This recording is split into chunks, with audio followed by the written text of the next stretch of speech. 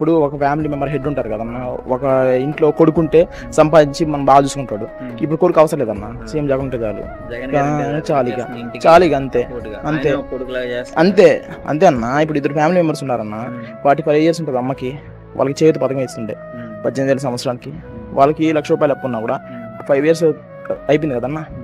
వాళ్ళకి ఇంకా వాళ్ళ భర్త ఆడగలుగుతుంటాడు, ఆయనకి 10,000 అయిపోతుంది కదన్నా. వాళ్ళ బిడ్డలు ఉంటే అమ్మఒడి సరిపోతుంది కదన్నా. పిల్లలకి మామూలుగా అప్పుడు అమ్మఒడి ఇచ్చేది లేదు, అదేమో వేస్ట్ అన్నారన్న.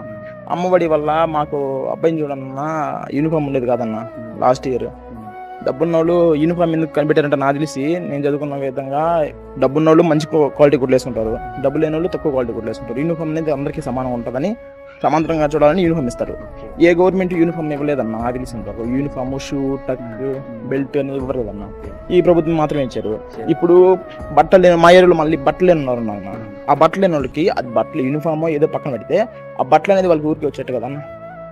ఇలాంటి పథకాలు లేకపోతే ఇంకా ముఖ్యంగా అసలు పిల్లలకి ఇంగ్లీష్ మీడియం అవసరం లేదని చెప్పేశారు ఓపెన్ గా చంద్రబాబు గారు. అంటే ఒక మాజీ సీఎం పిల్లలకి ఇంగ్లీష్ మీడియం అవసరం లేదు, ఇంగ్లీష్ మీడియం పెడితే తెలుగు మర్చిపోతారు, ఇంగ్లీష్ మర్చిపోతారు, అసలు చదివే రాదు అన్నట్టు మాట్లాడారు. ఇప్పుడు ఫస్ట్ నుంచి ఇంగ్లీష్ మీడియం నేర్పించడం వల్ల అబ్బాయికి ఆ డిగ్రీలో కానీ ఇంకా పై చదువులు కానీ ఇంగ్లీష్ చాలా యూస్ అవుతుంది అన్న. చెప్పేది ఏంటన్నా, మనం ఏం చేసినా అనేవాళ్ళు అంటూనే ఉంటుండే, చేసేవాళ్ళు చేస్తూనే ఉంటుండే, మనం ఏం పడిచిపోకూడదు అన్న.